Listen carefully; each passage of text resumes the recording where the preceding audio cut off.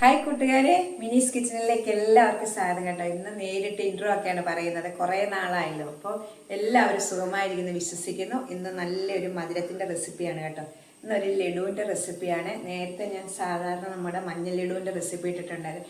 ഇതിപ്പോൾ റവ കൊണ്ടുള്ള നല്ല മഞ്ഞ ലഡുവാണ് കേട്ടോ. ഇതിനും നമ്മൾ ഇച്ചിരി മഞ്ഞ കളറൊക്കെ ചേർത്ത് മഞ്ഞപ്പൊടിയാണ് ചേർത്തിരിക്കുന്നത് കേട്ടോ. അപ്പോൾ ഉണ്ടാക്കിക്കാൻ നല്ല ഈസി ആയിട്ട് ഉണ്ടാക്കാൻ പറ്റുന്നൊരു റവ ലഡുവിൻ്റെ റെസിപ്പിയാണ് കേട്ടോ. നല്ല സോഫ്റ്റാണ്. അപ്പോൾ വീഡിയോയിലേക്ക് പോകുന്നതിന് മുമ്പ് വീഡിയോ കണ്ട് ഇഷ്ടപ്പെടുവാണെങ്കിൽ ലൈക്ക് ചെയ്ത് ഷെയർ ചെയ്ത് കമൻറ്റ് ചെയ്ത് സബ്സ്ക്രൈബ് മറക്കല്ലേ. നമുക്ക് വീഡിയോയിലേക്ക് റവ കൊണ്ടൊരു നല്ല ടേസ്റ്റി ആയിട്ട് പെട്ടെന്ന് നമുക്ക് ഉണ്ടാക്കാൻ പറ്റുന്ന ഒരു റവ ലഡുവിൻ്റെ റെസിപ്പിയാണ്.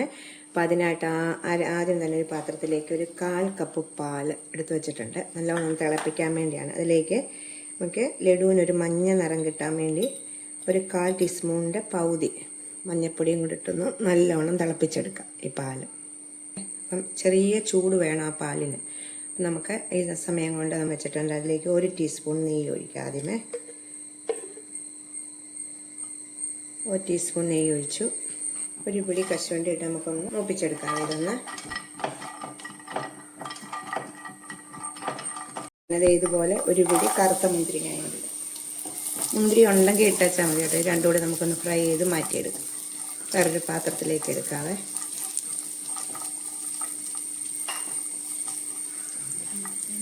പാത്രത്തിലേക്ക് മാറ്റാവേ.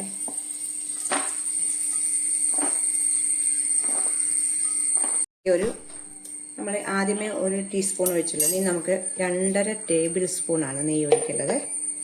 2.5 ടേബിൾ സ്പൂൺ നെയ്യ് ഒഴിക്കാം. 1 കപ്പ് റവ ഇത് നമുക്ക് നല്ലോണം ഒന്ന് വറുത്തെടുക്കാം.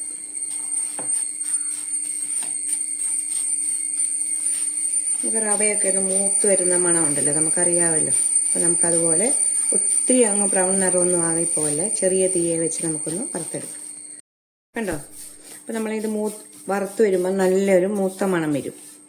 റവ ആ പരുവം വരെ നമ്മളിതൊന്ന് വറുക്കണം. അപ്പം ഒത്തിരി ഗോൾഡൻ നിറമൊന്നും ആയി പോകല്ലേ.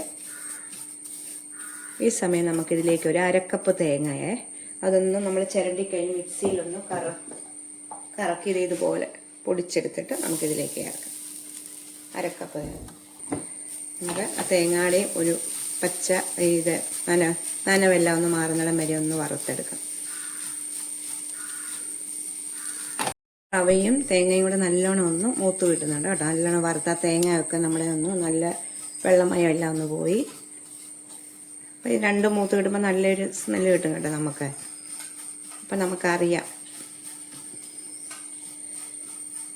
നമുക്കത് ഒന്നുകൂടെ ഒരു 2 മിനിറ്റും കൂടെ ഒന്ന് ഇത് കഴിയുമ്പോഴത്തേക്ക് നമുക്കിതിലേക്ക് മധുരം ചേർക്കണം.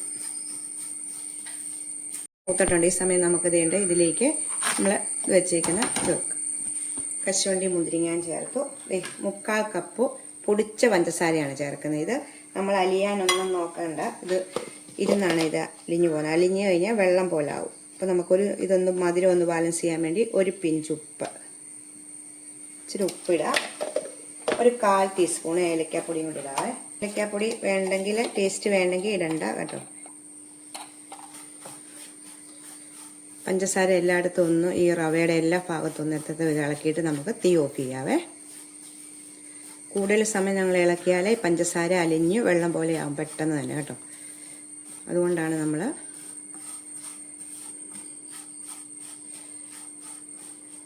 അപ്പം ഇത് മിക്സ് ചെയ്ത ശേഷം ഞാൻ തീ ഓഫ് ചെയ്തിട്ടുണ്ട് കേട്ടോ. അപ്പം ഇതിൻ്റെ ഇപ്പം നല്ല ചൂടാണല്ലോ. അപ്പം ചൂടൊന്ന് മാറിയിട്ട്, ചൂട് തീരെ മാറല്ലേ, ചെറിയ ചൂട് വേണം നമ്മൾ ഇതിനകത്ത് ഉരുണ്ടയായിട്ട് പിടിക്കാനായിട്ട്. നമുക്കിതൊരു വേറൊരു പ്ലേറ്റിലേക്ക് മാറ്റാവേ. ഇതിലേക്ക് ഞാൻ മാറ്റി വയ്ക്കുവാണ്. ചെറിയ ചൂടിൽ നമുക്ക് ആ പാലിനും നമ്മൾ തിളപ്പിച്ച പാലിനും ചെറിയ ചൂടായിരിക്കണം കേട്ടോ. പാല് മൊത്തത്തോടെ ഒഴിക്കല്ലേ, സ്വല്പം ഒഴിച്ച് നമുക്ക് നോക്കിയിട്ട് വേണം. ഉണ്ട പിടിക്കുന്ന രീതി നമുക്ക് നോക്കിയിട്ട് വേണം മൊത്തം ഒഴിക്കാനായിട്ട്. ഇപ്പം നല്ല ചൂടാണ്. ഇപ്പോൾ ശകലം ഒന്ന് ആറട്ടെ. ചൂടുണ്ട്, ഒത്തിരി ചൂടാണ്. അപ്പോൾ ആ ചൂടോടെ തന്നെ നമുക്ക് പാലൊന്ന് കുറച്ചൊഴിച്ച് നമുക്കൊന്ന് മിക്സ് ചെയ്ത ശേഷം ബാക്കി ഒഴിക്കാവുള്ളേ.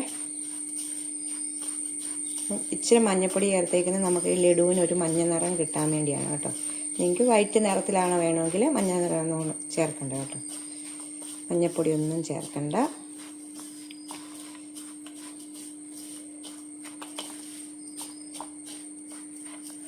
ശേഷം നമുക്ക് ഉരുളകളായിട്ട് പിടിക്കാം.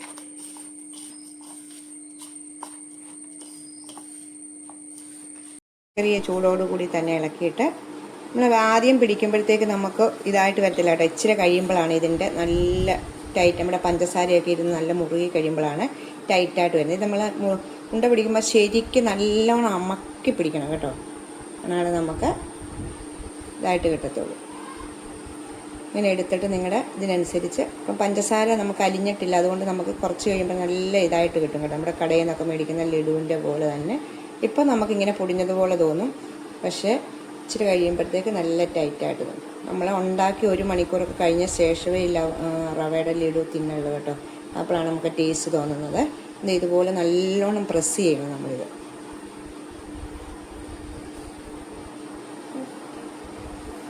ഉണ്ടാക്കിയെടുത്തിട്ടുണ്ട് കേട്ടോ. ഇത് കണ്ടോ, നമ്മൾ ഇരിക്കുമ്പം നമ്മൾ പിടിക്കുമ്പോൾ നല്ല ടൈറ്റായിട്ട് നമ്മൾ അമക്കി പിടിക്കണം കേട്ടോ. പിന്നെ കുറച്ച് കഴിയുമ്പോൾ നല്ലോണം ഇത് മുറുകും. നമ്മൾ കടയിൽ നിന്നൊക്കെ മേടിക്കുന്ന പോലെ നമ്മൾ പഞ്ചസാര അലിയാതാണല്ലോ നമ്മൾ എടുത്തേക്കുന്നത്. നോക്ക് ഉണ്ടോ, അപ്പോൾ പെട്ടെന്ന് തന്നെ നമുക്ക് ഉണ്ടാക്കാൻ പറ്റുന്ന ഒരു റവ കൊണ്ടുള്ള ലഡുവിൻ്റെ. നമുക്ക് മഞ്ഞപ്പൊടി വേണ്ടെങ്കിൽ ഞാൻ സ്വല്പം മഞ്ഞപ്പൊടി ചേർത്തിട്ടുള്ളൂ കേട്ടോ. പെട്ടെന്ന് നമുക്ക് കുട്ടികൾക്കൊക്കെ ഉണ്ടാക്കി കൊടുക്കാൻ പറ്റുന്ന ഒരു റവ ലഡുവിൻ്റെ റെസിപ്പിയാണ്. അപ്പോൾ എല്ലാവരും ഒന്ന് ട്രൈ ചെയ്ത് നോക്കണം. ഞാൻ നിങ്ങളെ മുറിച്ച് കാണിക്കാതെ വരണമേ. ഞാൻ മുറിച്ച് കാണിക്കാം കേട്ടോ. നല്ല സോഫ്റ്റാണ്, നോക്കാം കണ്ടോ, കാണുമ്പോഴേ അറിയാമല്ലോ. നോക്കാം. അപ്പം എല്ലാവരും ഒന്ന് ട്രൈ ചെയ്ത് നോക്കണം. അടുത്ത വീഡിയോ കാണാം. ടാറ്റാ.